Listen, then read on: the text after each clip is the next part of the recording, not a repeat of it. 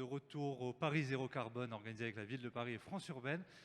Nous allons parler pendant près de 4 heures de la fabrique de la ville en transition après la COP26, car comme le dit souvent l'explorateur Bertrand Piccard, nous sommes en salle Bertrand et nous allons retrouver bientôt un autre Bertrand sur les villes ne sont pas seulement le problème, mais elles sont aussi la solution. Donc, bonjour Bertrand Fédot.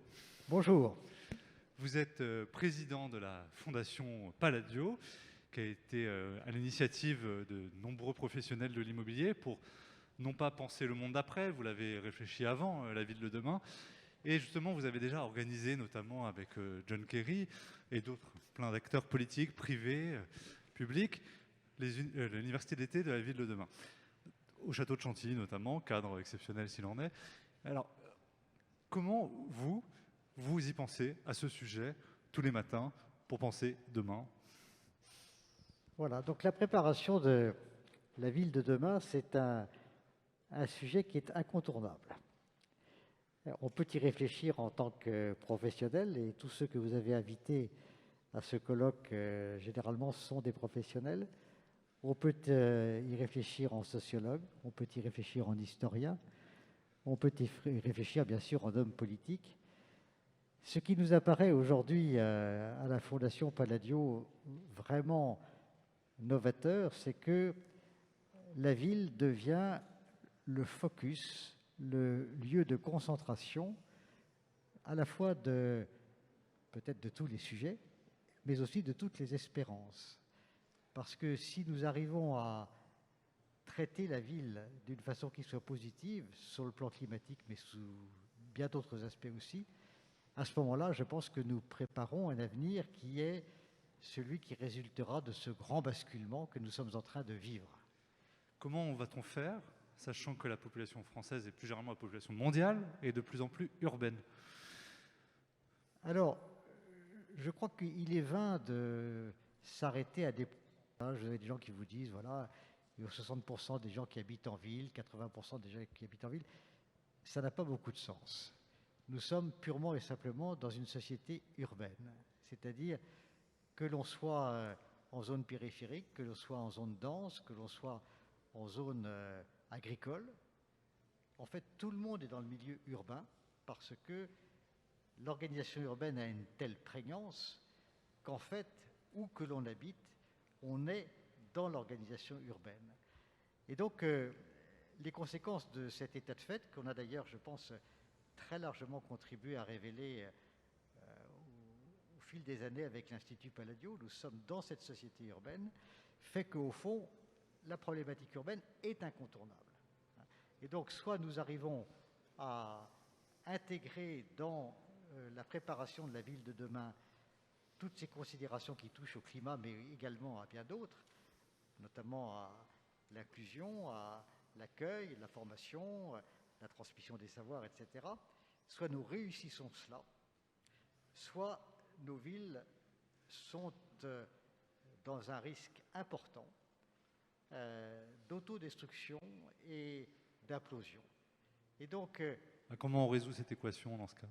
Eh bien, d'abord, c'est clair que ça doit devenir un enjeu absolument collectif.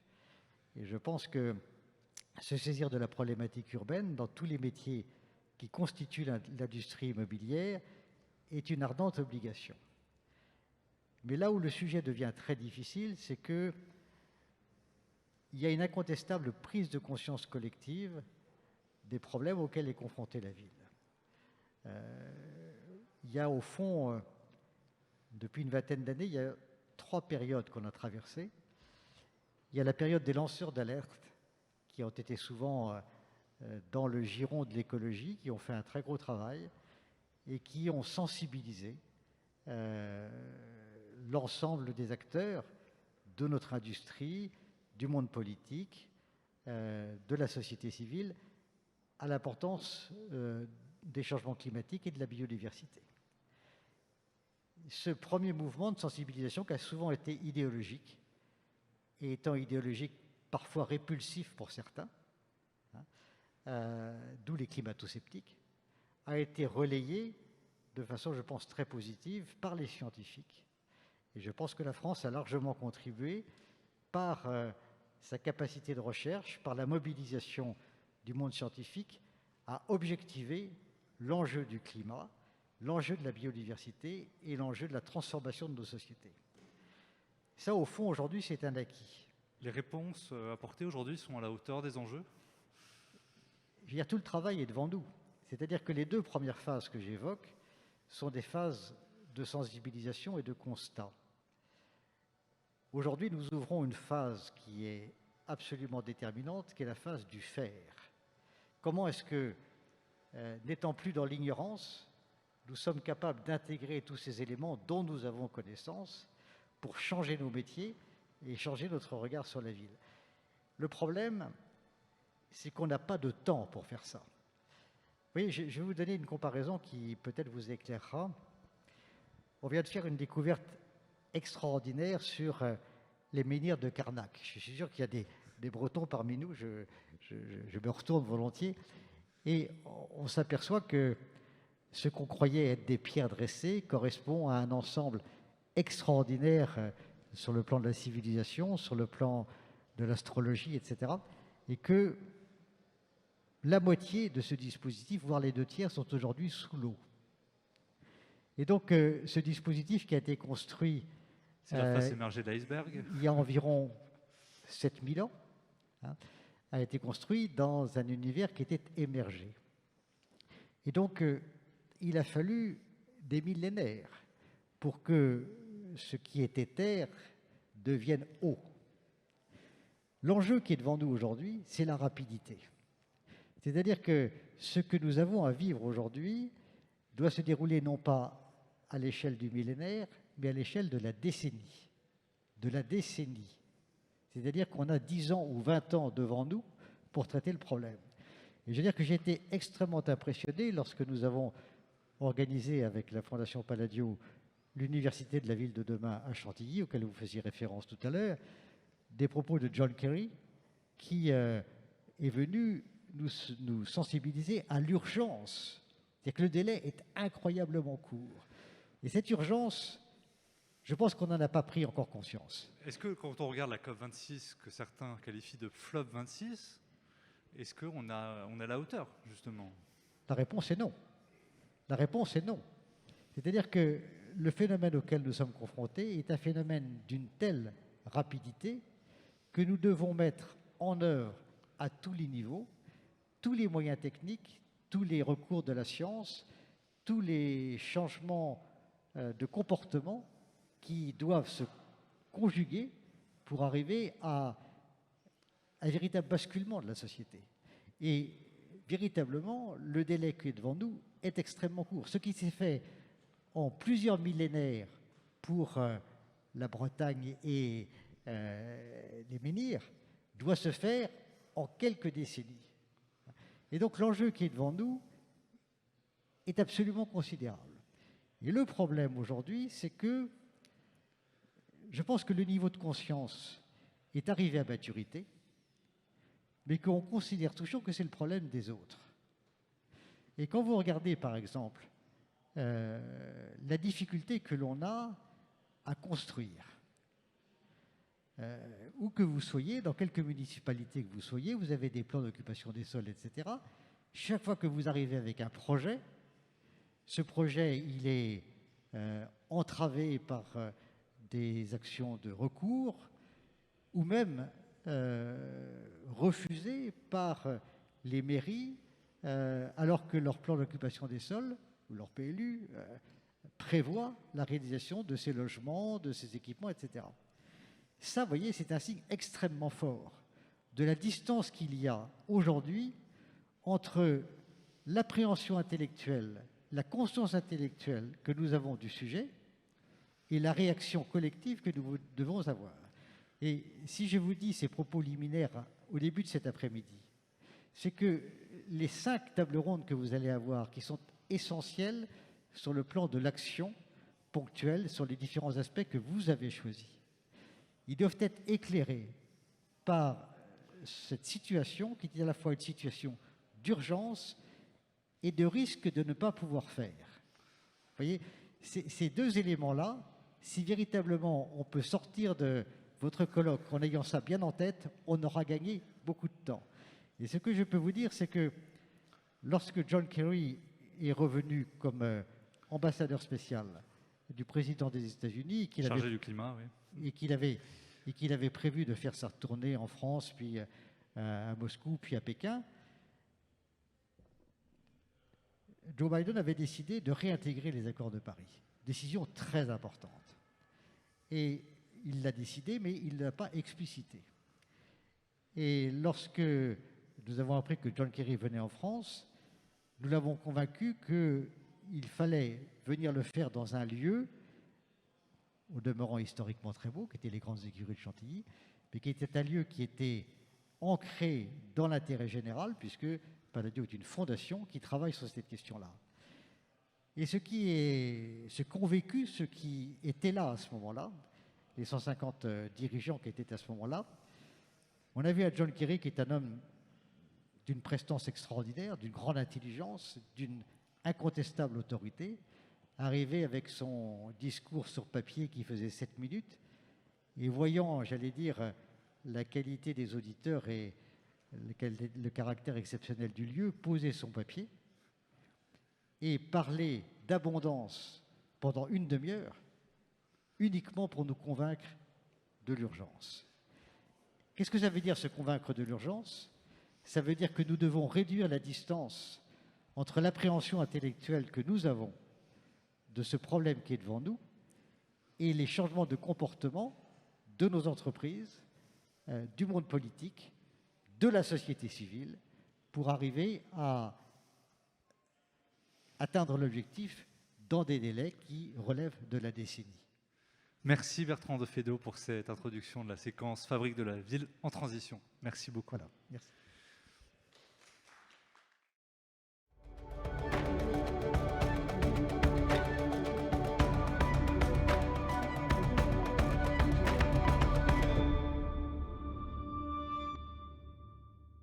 Vous êtes toujours au Paris Zéro Carbone, dans le public et sur la tribune.fr.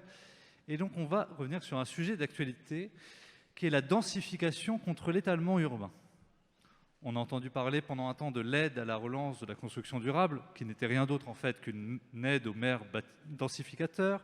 On entend parler d'intensité heureuse versus le modèle obsolète du pavillon avec jardin, dixit la ministre du Logement. On entend parler de densité désirable ici même à la ville de Paris. Katayoun Panahi, vous êtes directrice générale de SNCF Immobilier, bonjour.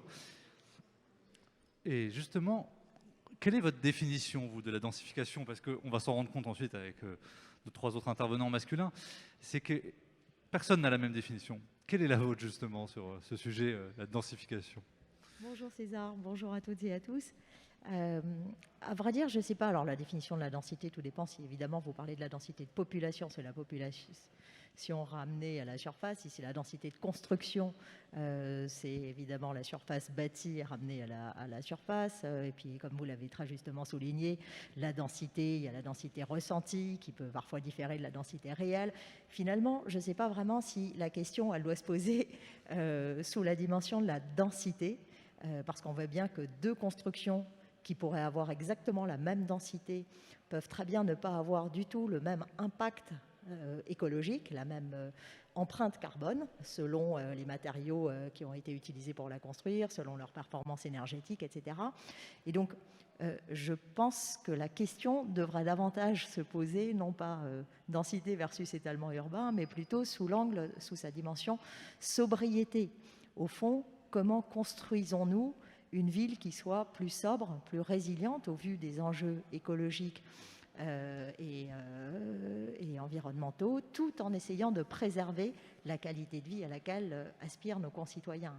Est-ce qu'on y est prêt, cette sobriété? Alors justement, quand on parle de sobriété, évidemment, ça renvoie aussi à la dimension de l'artificialisation et à la préservation de la biodiversité. L'artificialisation, vous savez comme moi que la loi climat et résilience maintenant a fixé un objectif de 0 artificialisation nette à horizon 2050, ce qui va permettre d'éviter que 20 à 30 000 hectares d'espace naturel soient artificialisés, comme c'est le cas aujourd'hui chaque année en France. Et de ce point de vue-là, le groupe SNCF dispose d'un atout considérable à travers son foncier, puisque comme vous le savez, nous avons un foncier qui est très étendu, qui en général est extrêmement bien situé, en cœur de ville. Donc On dit que vous avez le premier foncier de France. Le deuxième, on est le deuxième propriétaire foncier de France après l'État. De quoi faire saliver les promoteurs autour de cette table. Voilà. Et surtout, de quoi faire saliver tous ceux qui visent à la sobriété foncière, parce que ce foncier, il présente justement la caractéristique d'être bien situé en cœur de ville, donc de pouvoir reconstruire la ville sur la ville, et surtout d'avoir eu plusieurs vies, plusieurs affectations, d'être donc déjà artificialisé, imperméabilisé, voire même pollué. Et donc, le fait de pouvoir transformer ce foncier pour reconstruire la ville sur la ville et faire des quartiers à partir de ce foncier déjà imperméabilisé, ça vise à la sobriété, ça le vise d'autant plus que ça nous permet aussi de faire de la renaturation en ville, puisque non seulement on utilise du foncier qui est déjà imperméabilisé, artificialisé, mais en plus on en transforme une partie en rendant les sols perméables et en faisant de la renaturation et de la végétalisation en pleine terre. Merci, ne dites pas tout, on va garder un peu de place pour le reste de la table ronde. Emmanuel Lemézières, directeur général d'ICAD Promotion, la filiale immobilière de la Caisse des dépôts. Justement, comment vous appréhendez ces enjeux entre les aides, la construction durable, le recyclage des friches? On dirait que les promoteurs sont en train de devenir des rénovateurs de bâtiments existants. Oui, c'est vrai. De terrains déjà artificialisés. C'est vrai qu'on a l'enjeu de bâtir en ville.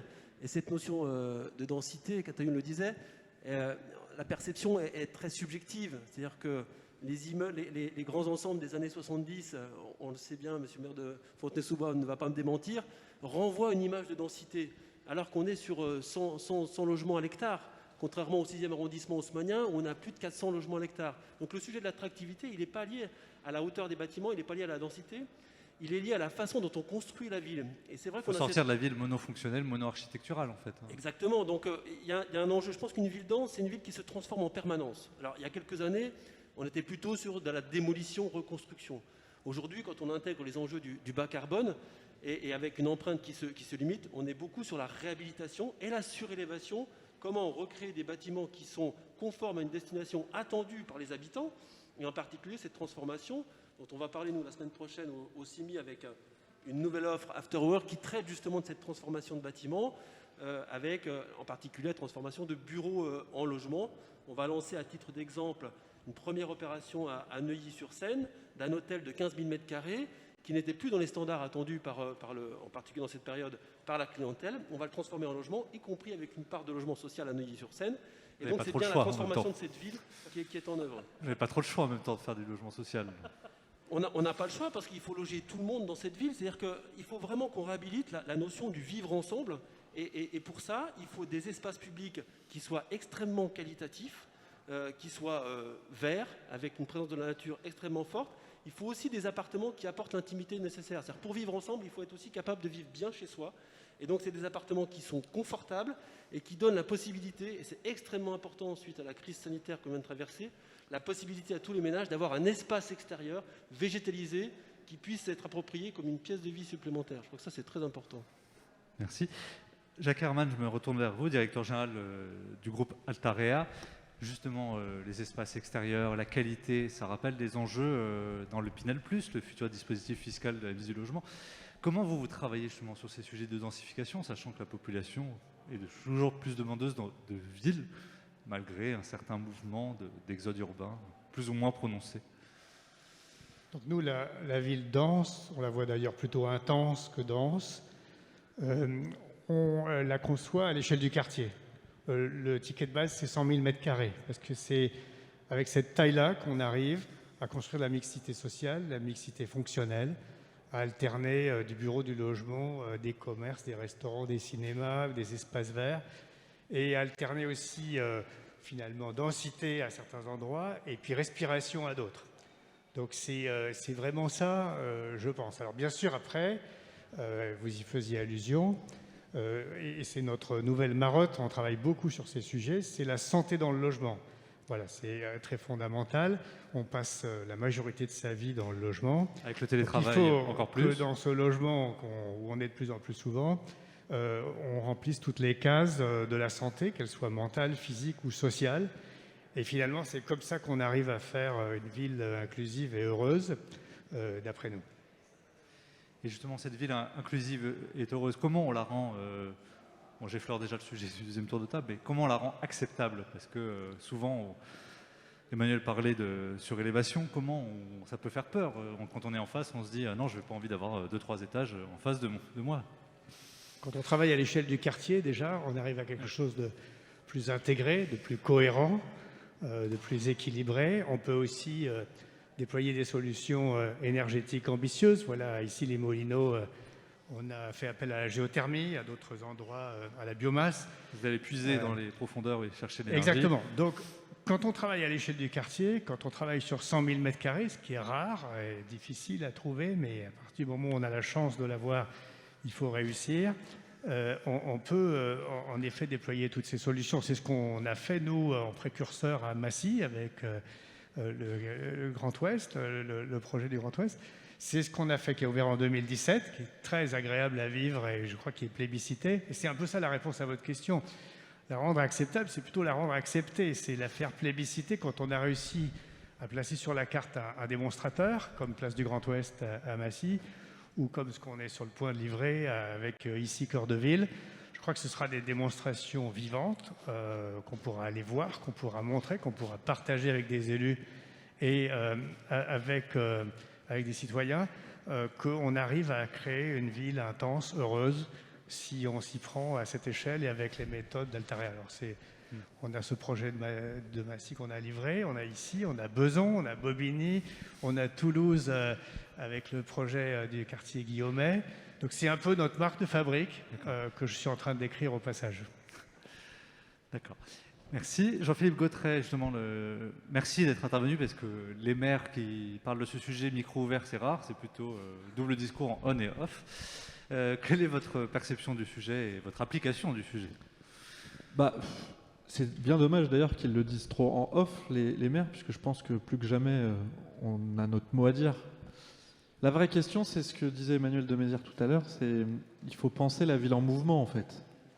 Est-ce que la ville c'est un musée ou est-ce que la ville c'est un objet qui bouge, qui est en mouvement et qui parfois il faut mettre au débat la question de, ça peut être l'acceptabilité, ça peut être le sens du projet. En tout cas, je pense qu'il faut avoir une vision et que dans ce sens, l'échelle du quartier à minima, mais de manière générale, puisque la table ronde c'est étalement urbain versus densité, densification, qui ne veut pas dire grand-chose d'ailleurs, vous l'avez dit tout à l'heure.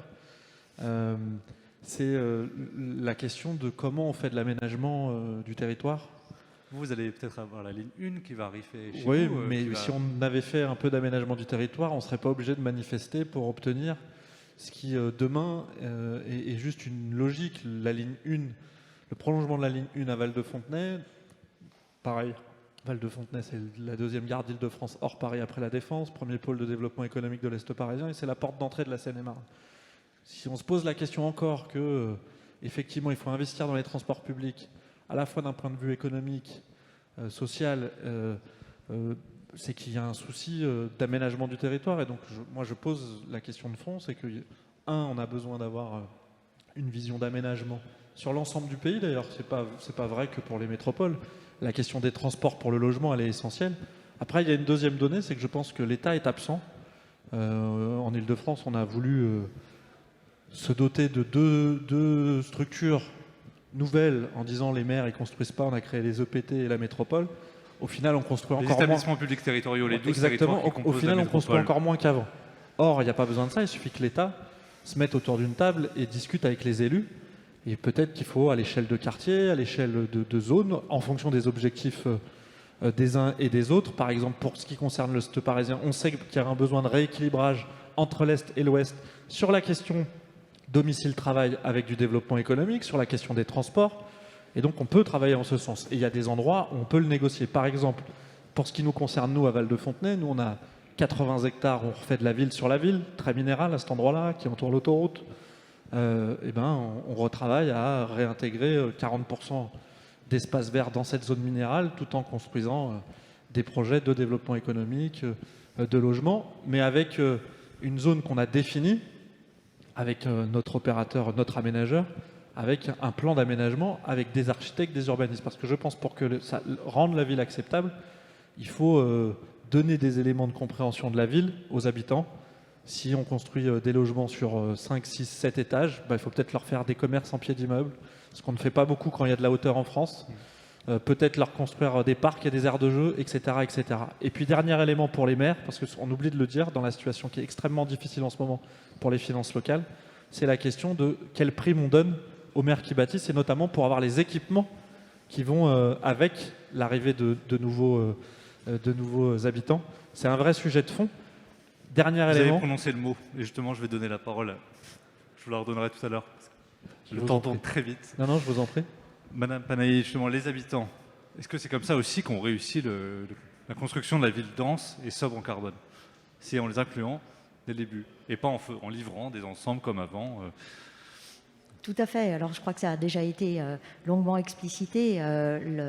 Rendre la ville acceptable par ses habitants, acceptée par ses habitants, ça suppose à la fois de faire de la mixité dans les usages, ça suppose, qu'on vient de dire, avec les commerces en pied d'immeuble, ça suppose de réussir à concilier cette injonction qui peut paraître contradictoire entre, d'une part, la demande en logement qui reste très soutenue en zone tendue, et d'autre part, la demande aussi en espace vert et en forêts urbaine, comme on dit aujourd'hui, qui a été aussi considérablement accentuée par la crise sanitaire inédite que l'on vient de vivre.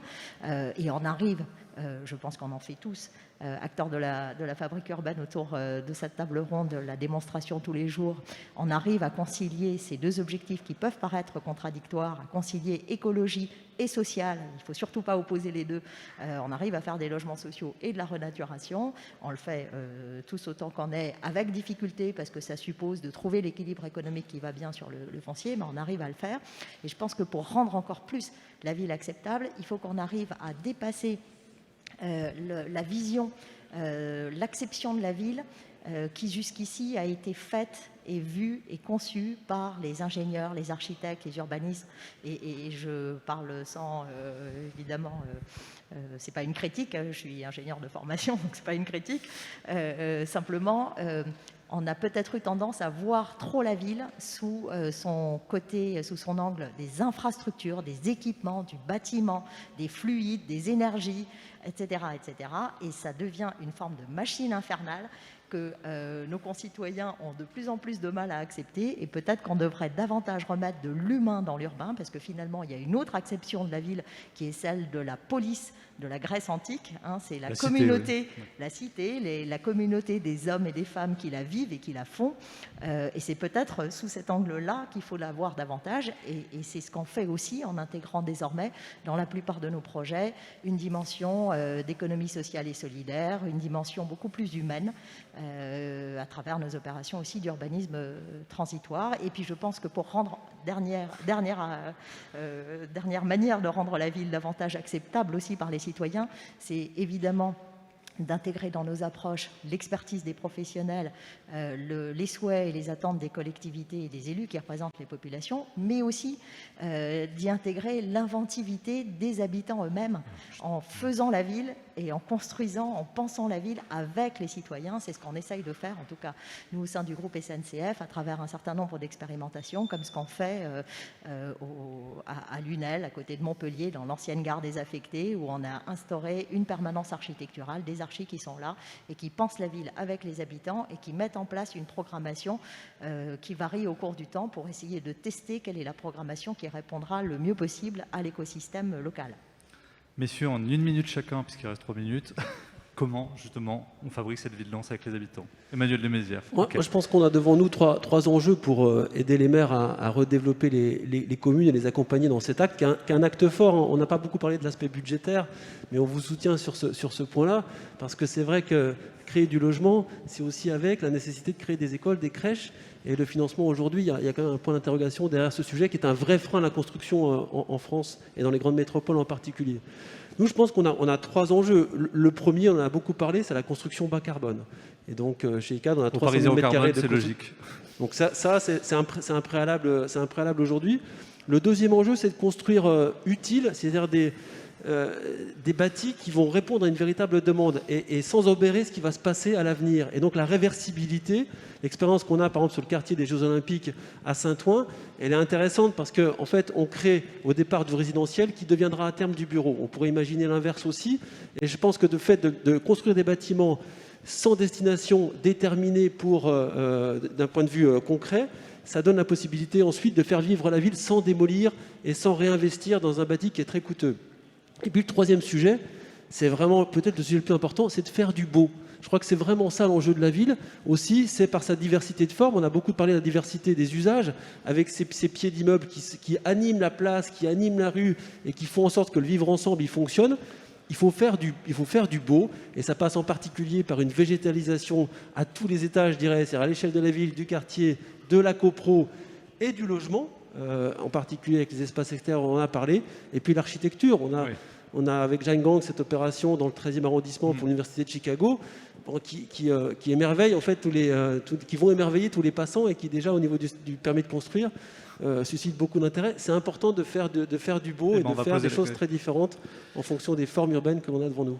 Jacques Herman, très rapidement, le beau, c'est quelque chose que vous fixez comme critère?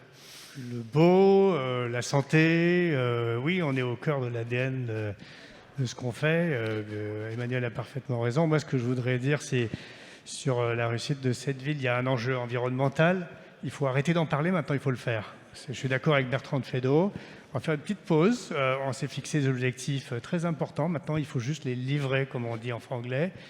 Et ça nécessite d'arrêter d'en parler et de travailler. Ça, c'est sûr. Et c'est un peu paradoxal de dire ça dans ce forum, je le sais. Mais passons à l'action, passons aux travaux manuels sur l'environnemental. Cessons d'en parler quelque temps. Il faudra relancer après. Et puis après, je suis d'accord avec Ataïo, le social, le sociétal. La ville, la cité, c'est la vie. Rater la ville, c'est créer plein de problèmes dans la société. On le sait avec les grands ensembles, les ghettos, etc. Réussir la ville, c'est l'inverse. La ville inclusive, c'est réussir à construire la société avec un grand S. Donc c'est très fondamental. Et ce que je voudrais ajouter, parce qu'on n'en a pas parlé, c'est qu'il faut faire l'inverse de ce que recommande le Haut Conseil de stabilité financière, qui dit en gros qu'il faut que les pauvres soient privés de l'accession au logement, parce qu'ils n'ont pas assez d'argent pour se le payer. Je pense qu'il y a un énorme chantier en cette période d'élection électorale qui est de resolvabiliser la demande, de permettre aux gens d'accéder à la propriété. Il faut endetter le bien et non pas la personne. Et il faut ne pas rembourser l'intégralité des crédits sur 25 ans. Je vous donne ça comme idée pour un prochain forum. Pourquoi l'État rembourserait-il jamais sa dette et les accédants doivent-ils la rembourser en 20 ou 25 ans? Vaste programme. Petit mot très rapide, monsieur le maire. On est déjà censé avoir terminé, mais... Non, pour dire que, je ne vais pas répéter ce qui a été dit, mais évidemment, il faut faire les opérations avec les habitants. Il ne faut pas avoir peur des habitants, au contraire. Et puis, il ne faut pas penser les opérations qu'en question de bâti, et d'où la question des échelles, mais en y comprenant les espaces publics. Évidemment, les espaces publics, en tout cas désartificialisés, c'est une nécessité aujourd'hui. Et puis, surtout, puisque la table ronde, c'est sur la question étalement urbain, construction, logement, il manque du logement. Moi, je ne partage pas la question en tout cas, l'approche en Ile-de-France, en cœur de métropole, la question de l'accession, puisque nous, aujourd'hui, à Fontenay, si on n'a que des produits d'accession, même d'accession sociale, c'est trop cher. Se pose la question, tout simplement, de construire du logement pour que chacun ait un toit. Demain, les milieux économiques n'auront plus de salariés. C'est une vraie, parce qu'on n'arrive pas à les loger. Et c'est une vraie question aujourd'hui, c'est comment déjà, après il sera temps de réfléchir aux modalités, location ou accession, mais aujourd'hui, même avoir un toit en Ile-de-France, c'est une problématique pour des gens, y compris des gens qui travaillent et qui ont des bons salaires. Donc c'est un vrai sujet de fond. Et je pense que la question du foncier, elle se pose. Et il faut que l'État joue son rôle. Ceci dit, ça va poser une question de fond sur notamment les investissements qui sont faits. Je parle d'investissement au cœur de Paris, pas pour se loger pour le coup. Merci monsieur le maire, merci à toutes et à tous pour d'être intervenus sur ce sujet. Merci. Merci.